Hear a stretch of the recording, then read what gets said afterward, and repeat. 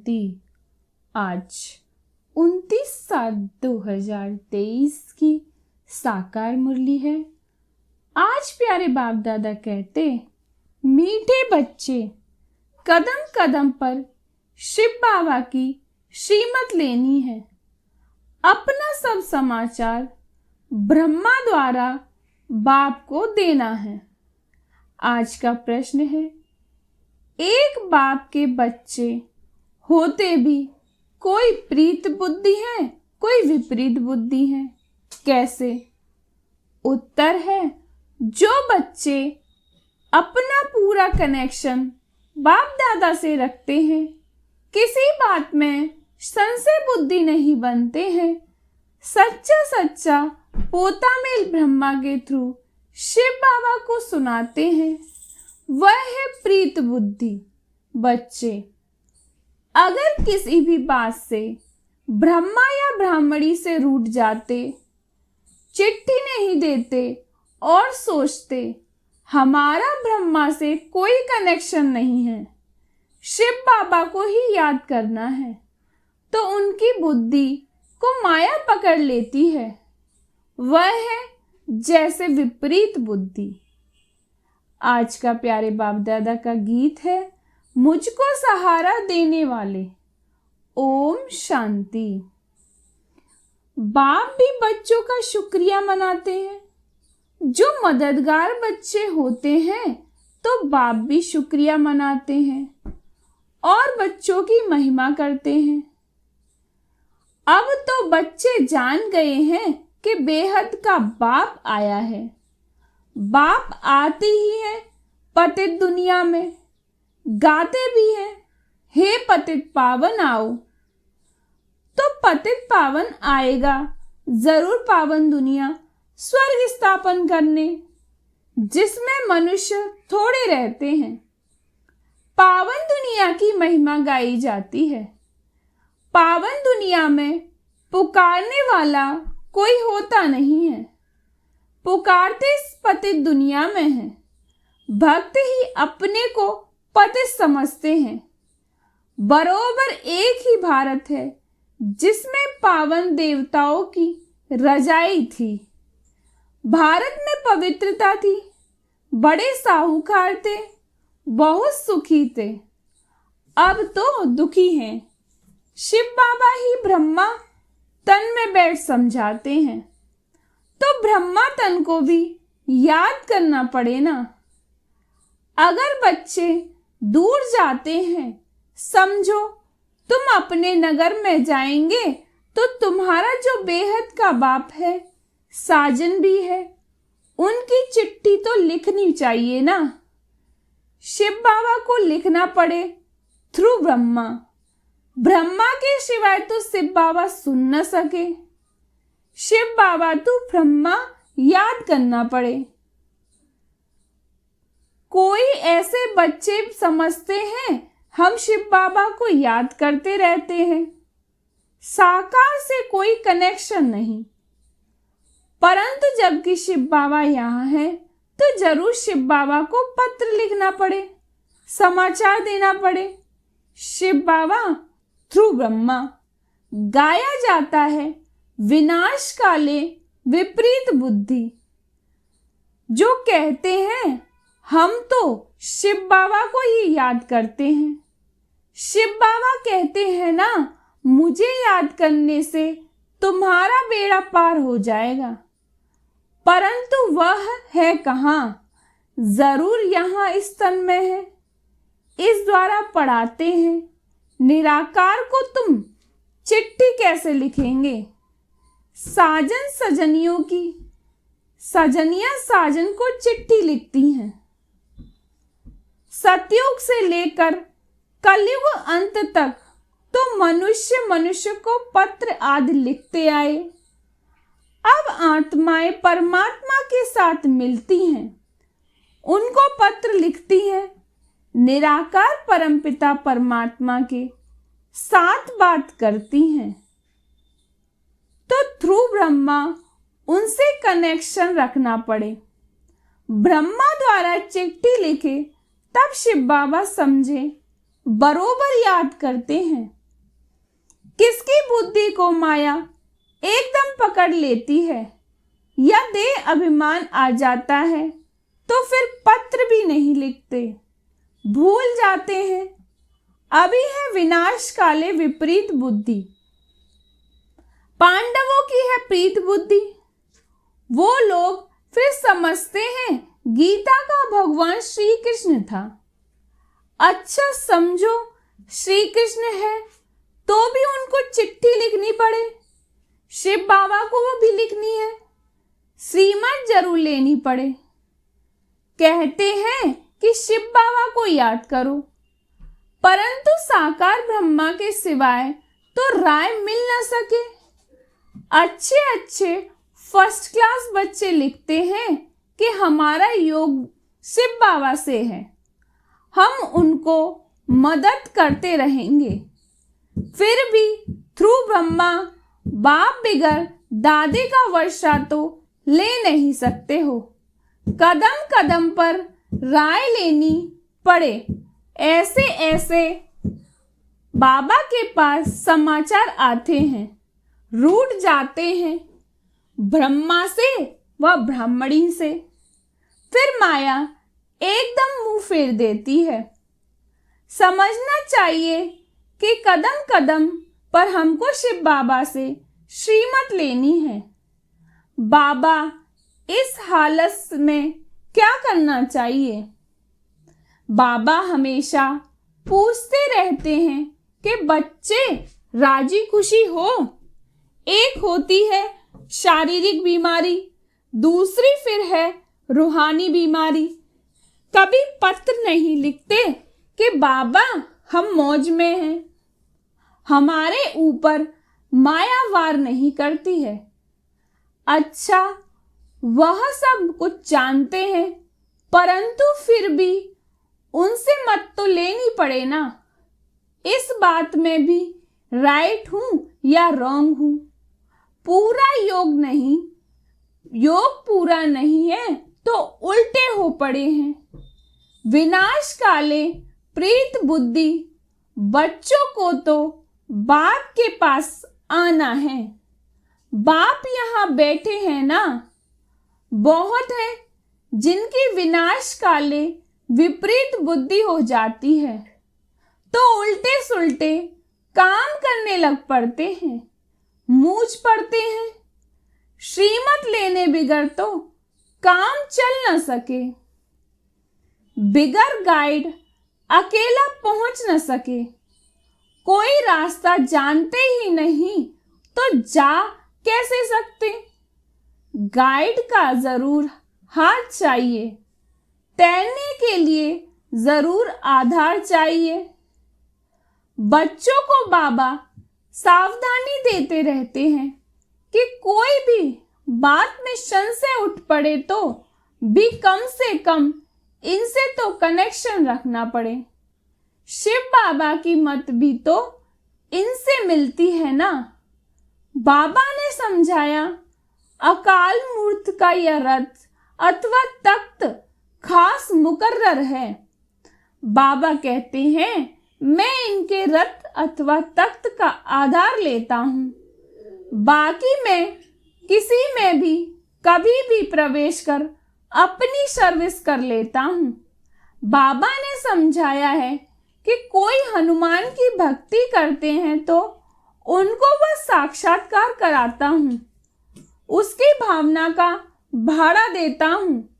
अगर हनुमान का साक्षात्कार कराया तो वो भी भाव बैठ जाएगा, उनके पिछाड़ी लटक पड़ेंगे। बाबा ने यह रथ तो बहुत अनुभवी लिया है। था भी यह जवाहरात का व्यापारी, यह भी अविनाशी ज्ञान रत्नों का व्यापार है। कल्प कल्प इस रथ में आऊं तब तो कार्य करूं। ब्रह्मा द्वारा ब्राह्मण रचेंगे ना, जैसे क्राइस्ट द्वारा कृष्ण रचे जाते हैं। राशि मिलती है ना तो मुझे आना पड़े ब्रह्मा के रथ में। इनके ही जन्मों की कहानी बैठ समझाता हूं। पहला जन्म तो है ही श्री कृष्ण का, उनके ही बहुत जन्मों के अंत के जन्म में आता हूं। यह एक्यूरेट बताता हूं। कोई पूछे तो बोलो, पहले तो ब्रह्मा जरूर चाहिए, तब तो उन द्वारा ब्राह्मण रचे। व्यक्त प्रजापिता ब्रह्मा चाहिए, सूक्ष्मतन में तो प्रजापिता होता नहीं है। प्रजापिता ब्रह्मा यहां चाहिए। और मैं आता भी भारत में हूं, जबकि घोर अंधियारा होता है। आधा कल्प भक्ति का पूरा होता है। गाते भी हैं, हे पतित पावन आओ। अगर प्रलय हो फिर तो दुनिया पावन हो न सके। प्रलय अक्षर रॉन्ग है। जब बहुत दुखी पतित होते हैं तब मैं आता हूं। पावन दुनिया है सतयुग त्रेता द्वापर कलयुग है पतित दुनिया। यहां कितने करोड़ों मनुष्य हैं। सतयुग में तो इतने नहीं चाहिए। दिखाते हैं पेट से मूसल निकले, जिससे अपने ही कुल का नाश किया। यह सब कहानियां बैठ बनाई हैं। पेट से कोई चीज नहीं निकलती। यह तो बुद्धि का काम है। साइंस से भी अभी देखो कितना सुख हो गया है। आगे यह गैस बिजली आदि कुछ नहीं थी। बाबा तो अनुभवी है। कहते भी हैं कि मैं वृद्ध तन में आता हूं। श्री कृष्ण का तो वृद्ध तन नहीं है। श्री कृष्ण पतित थोड़े ही है। कहते हैं कि हे पतित पावन आओ, तो पतित दुनिया पतित शरीर में आना पड़े। पतित दुनिया में पावन शरीर होता ही नहीं। यहाँ आत्माएं भी तमो प्रधान, तो शरीर भी तमो प्रधान है। गोल्डन एज, सिल्वर एज कहा जाता है ना। पहले है गोल्डन एज, वहां आत्मा और शरीर दोनों पावन है। फिर आत्मा पतित बन जाती है। उन्हों को आकर वाइसलेस पावन बनाता हूं। माया ऐसी है जो अच्छे अच्छे फर्स्ट क्लास का भी कान पकड़ लेती है।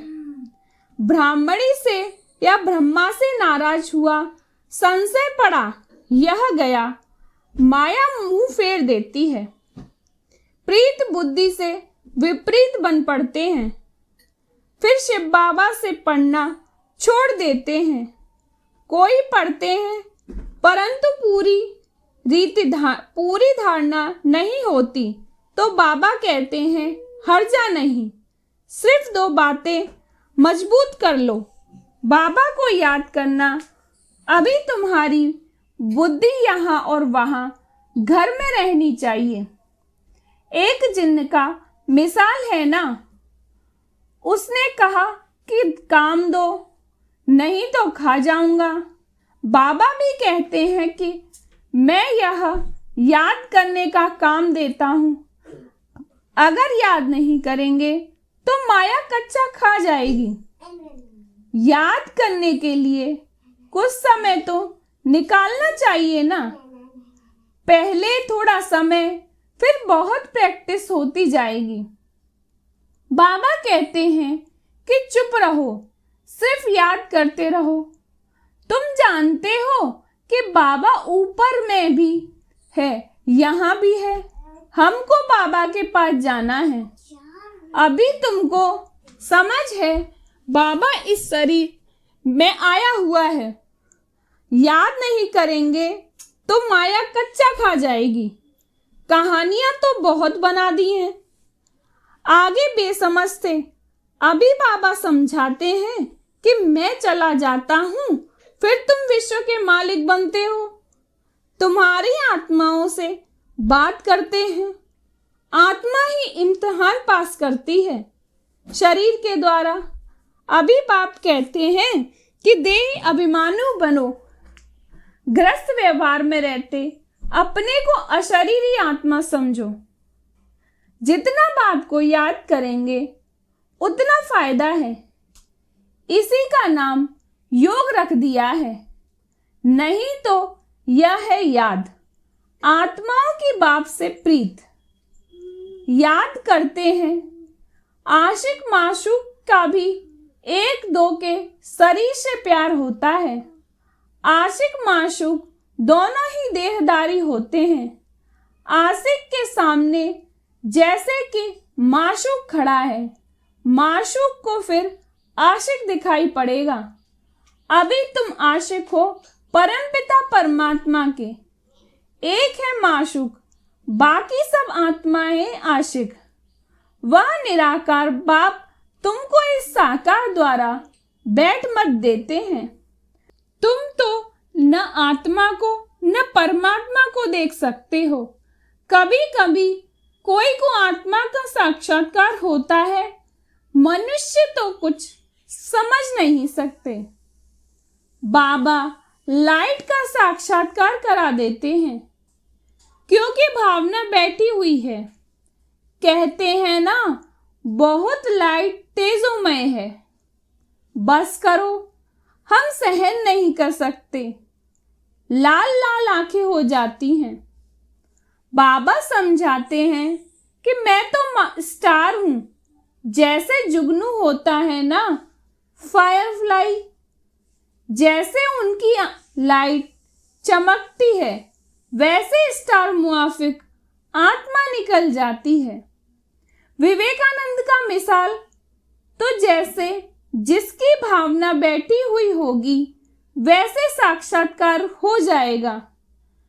बाबा बैठ समझाते हैं कि यह तुम्हारी भावना चली आती है तो मैं उसी रूप में साक्षात्कार कराता हूं।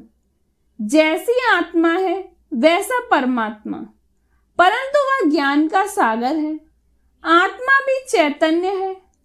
सब संस्कार आत्मा में है। बाप में भी संस्कार है। स्थापना विनाश पालना के कर्तव्य करने के त्रिमूर्ति है ना।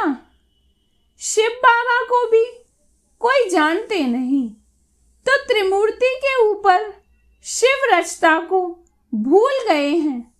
वास्तव में गीता का भगवान है त्रिमूर्ति शिव, परंतु वह फिर कह देते हैं त्रिमूर्ति ब्रह्मा। अरे ब्रह्मा विष्णु शंकर का भी कोई रास्ता होगा ना। ब्रह्मा का नाम अलग, शिव बाबा का नाम अलग है। नहीं तो किसको कहते हो कि वह रचता है, किसकी भी समझ में नहीं आता है। बाप आकर बच्चों को समझाते हैं, तुम्हारी है प्रीत बुद्धि, कोई की विपरीत बुद्धि हो जाती है तो जैसे कौरव बन जाते हैं। भल यहां आते हैं परंतु पद कम हो जाता है। जो कुछ जमा हुआ वो न हो जाता है, फिर प्रजा में जाकर कम पद पाएंगे। इस समय देखो पढ़ाई से क्या क्या बन सकते हैं। बाबा कहते हैं कि बच्चे देवता बनना है तो इस खराब चीज को, विष को छोड़ना है। एक बाप ही सच्चा सद्गुरु है जो मुक्ति जीवन मुक्ति में ले जाने वाला है। जाना तो सबको एक ही समय है, ऐसे नहीं कोई बीच में चला जाएगा। हर एक को अपना अपना पूरा पार्ट बजाना है। जरूर फिर अंत में मक्षरों सदस्य वापस जाना है। गीता में लिखा हुआ है, परंतु श्री कृष्ण भगवान वाच लिखने से गीता का महत्व ही चट हो गया है। बाप न आए तो मुक्तिधाम कैसे जाएं? फिर अपने समय पर आकर अपना पार्ट बजाते हैं। यह हुआ विस्तार से समझना। नटशेल में कहते हैं मुझे याद करो। बस गॉड इज वन, बाकी सब हैं बच्चे, अभी तुम त्रिकालदर्शी बने हो। अच्छा, मीठे मीठे सिकीलदे बच्चों प्रति माता पिता बाप दादा का याद प्यार और गुड मॉर्निंग।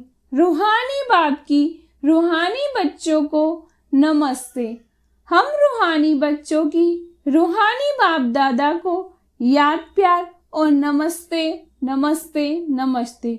शुक्रिया बाबा, शुक्रिया बाबा, शुक्रिया। धारणा के लिए मुख्य सार है। पहली पॉइंट है सदा खुश राजी रहने के लिए कदम कदम पर बाप से राय लेनी है। शिव बाबा को ब्रह्मा के थ्रू याद करना है। अपना समाचार देते रहना है।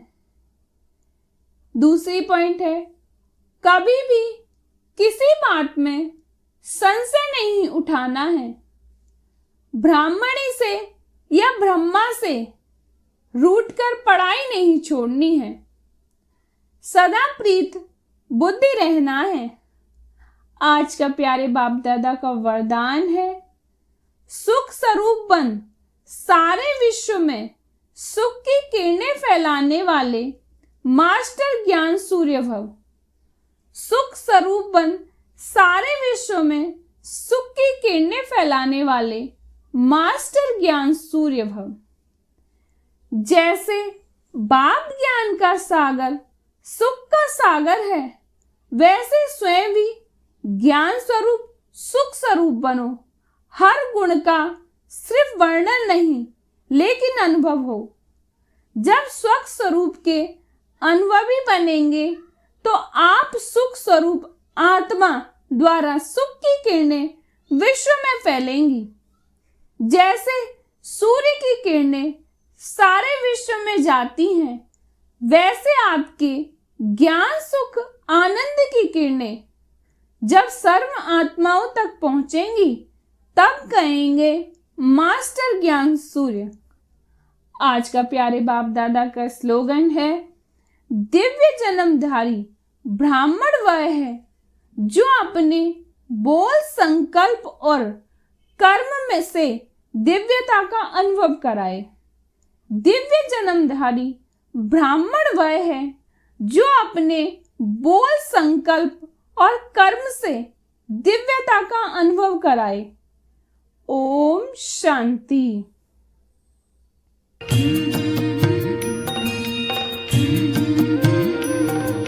बाबा तेरी मीठी मुरली की धुन सुन कर के मन हर्षाए। हो सुन कर के मन हर्षाए। बाबा तेरी मीठी मुरली की धुन सुन कर के मन हर्षाए। हो सुन कर के मन हर्षाए। रास रचाए साथ तुम्हारे, रास रचाए साथ तुम्हारे, झूम झूम